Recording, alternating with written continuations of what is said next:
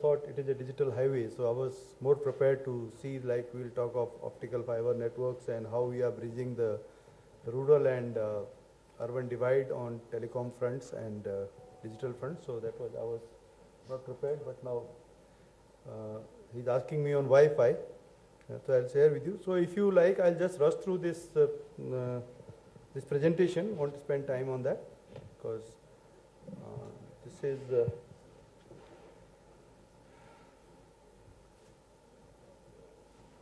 basically the difference. What you see that we have been working in remote areas of the country like Northeast, where many of us has not even seen those areas. We are closely interacting, creating network infrastructure there, and also in the rural areas of Gujarat and Tamil Nadu, Pondicherry, etc. under the NOFN project. We are also doing project under some USO fund subsidy in Northeast area, covering district and blocks. As you will appreciate that the penetration of communication there is low, primarily because due to the reasons of business viability. And when you look at the opportunities to those people working in those areas, the opportunities themselves miss, and you miss a complete generation in the process because they don't have opportunity even to learn to get their jobs. So I think I can rush through this data, it doesn't help me. And this is all data that you have on the magazines. I don't want to talk on this. Yeah, this is what is important.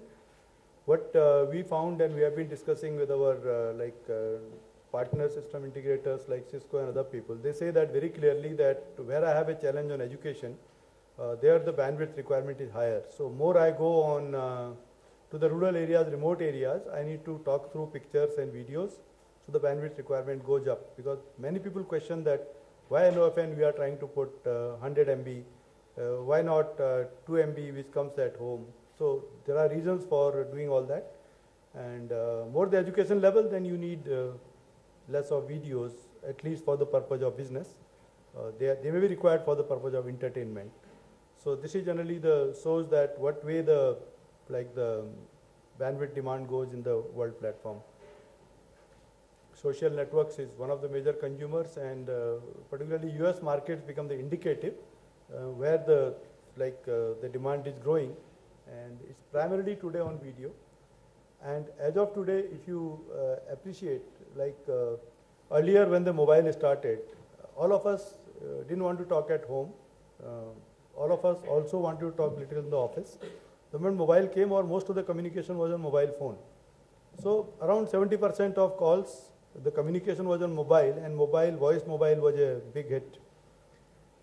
But when you go to data, it's totally different scenario. The study, what is from the US, what is known to me is that whatever is the data today used, out of that 40% data, or around 45% data is used at home, and about 30-35% in the office, and only 15-20% what you consume while you are traveling, because you do not do much work while you are traveling. So it is a challenge that if you make the mobile data expensive, it doesn't become financially viable, because there is no pressure to sit on data, and or at least a high-speed data where you pay the capacity. So this is a new development which at least I was not aware about some time back. I was thinking if voice it is doing well, so data also it will do well. And I think this, this is what we do in the rural areas. You create a core layer of network which has a high capacity.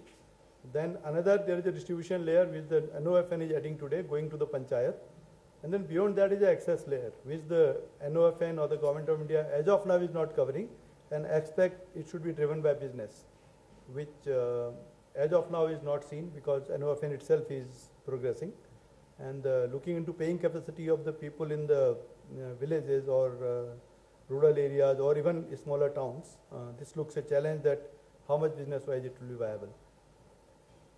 So important is you create the way government is saying that you need a highway, so you need to create a big highway on backhaul, because if the data originated from the end customer is say even 2 megabit, what you need is a terabit of data on your backhaul, which like connecting major cities and adjoining then another city, sub-cities, then towns, then from there to villages. It fans out like any other network. The data fans out, and backhaul requirements which ultimately connect to the data center or to the internet gateway in the country, their requirement goes up like anything. So in the process, RailTel is already augmenting its network. We are in the process of creating first 100 gig network in the country, which will be ready another by 2 months time, ISS, although our target is June, but considering some testing and slipping. End of July, we will have a 100 gig network created between Bombay, Hyderabad, Bangalore, Chennai, which are the major consumers of capacity. And because government is expecting a lot of data flow, and we have been given indication that must increase the network. I think I can skip this. This is what, yeah, this slide you must see, this will interest you. I have gone to a place called Panisagar in Tripura. That's the one place where the NOFN pilot was done. So we are not sure that how it will impact to the people. We did the optical fiber connected, and then again it got extended to the schools and villages on radio network, which was built up by BSNL. So I've gone to one this panchayat place where there, if you hear the name, there are common service centers also. So this is a place in panchayat where the banking correspondent has come with a micro ATM. So he validates the person through the biometrics by thumb impression, and that's what exactly he's doing. And then he has got a smart card given to the person, and with the smart card, his all banking transactions are done. So there is a queue outside this terminal, around 7-8 people standing like we have in normal banks. So that was a site which at least satisfied, okay, the money naturally comes when you are able to transact. Second thing, I found that people are using it for video chat between one village to another village. They have some time slot fixed between 3 to 4. Whoever wants to talk, they collect there and they talk. Thirdly, the students, they say that from block school, there is a good teacher, he teaches maths after school hours. So all collect in their schools and they do the maths there itself. And maths or physics, they are the two subjects I was told. Fourth point was there was a hospital nearby, because generally all these areas, if most of you may be knowing that there are hospitals whatsoever, even a small hospital, they are only in block headquarters. That is the last. Beyond that, there is nothing. Earlier, everybody, even for fever, used to queue up, come to the hospital, and whole day there is a chaos. Now he doesn't come. The doctor calls to everybody, come to their panchayat, this video chaos. Only on looking at video, he tells him, kya ho gaya hai? So, and he's able to give them the like OTC type medication, first aid medication. And he says the queue in the hospital is reduced to only 10%. And only in serious cases where he has doubt, he is calling.